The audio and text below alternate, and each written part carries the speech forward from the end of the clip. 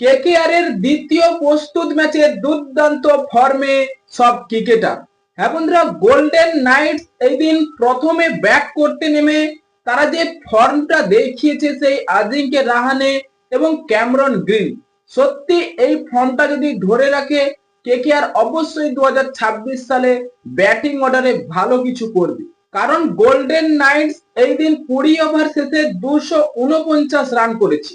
সেখানে Ajinkya Rahane 50, Cameron green সেই 25 কোটি 20 লাখ টাকা, তিনি এবার ফর্মে ফিরছে। তার প্রথম ম্যাচ কেকেআর এর হয়ে খেলছেন প্রস্তুত ম্যাচে, সেখানে তিনি 50 রান করে দিয়েছে, কেকেআর কে অনেকটাই আশা জোগাচ্ছে।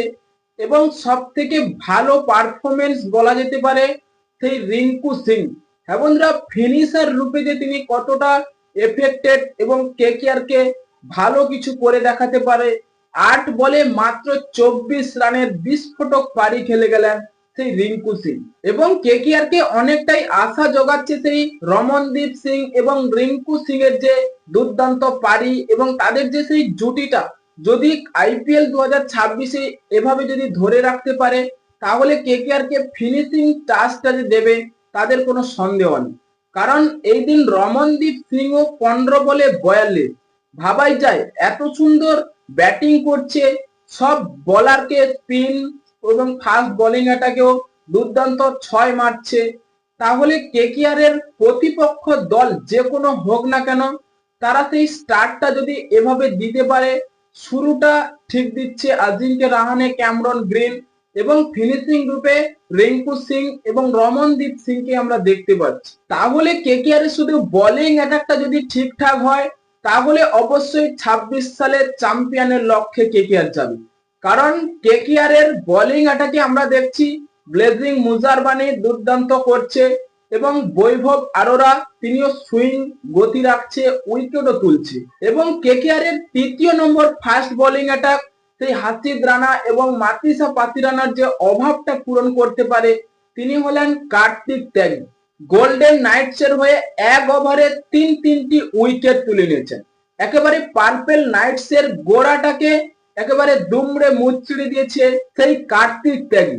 ভাবাই যায় এজ এ ইয়ং ক্রিকেটার এত সুন্দর প্রস্তুত ম্যাচে যে পারফরমেন্স করছে এবং প্রথম ওভার অর্থাৎ 3টি উইকেট তুলে নেওয়ার দক্ষতা দেখাচ্ছে। এবং অভিষেক নাইয়ার এবং সেন ওয়াটসন এইসব টিম ম্যানেজমেন্টকে ভাবাবে সেই কার্তিক ত্যাগী।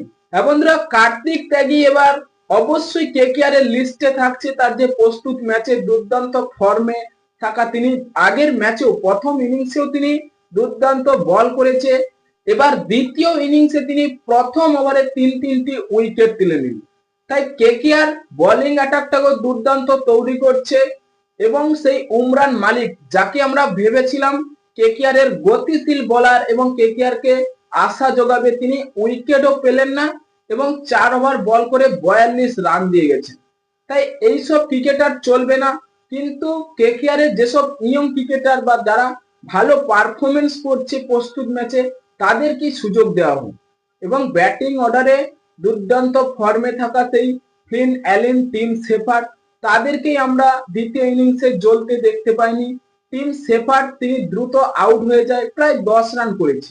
তাই কেকেআর এর বুঝতে হবে কাকে খেলানো উচিত এবং কাকে বসিয়ে রাখা উচিত, সেটাই কেকেআর ম্যানেজমেন্টের ওপর পুরো ভরসা যোগাবে। কারণ আমাদের ফিনিশিং টাচটা দিচ্ছে সেই রিঙ্কু সিং এবং রমনদীপ সিং। ওপেনিং এ অবশ্যই আজিঙ্কে রাহানে থাকবে এবং 25 কোটি টাকা সেই ক্যামেরন গ্রিন, নয়তো ফ্লিন অ্যালিন, টিম শেফার্ড, যে কোনো একজন। বোলিং অ্যাটাকে থাকছে ব্লেজিং মুজারবানি এবং বৈভব আরোরা, কার্তিক ত্যাগী।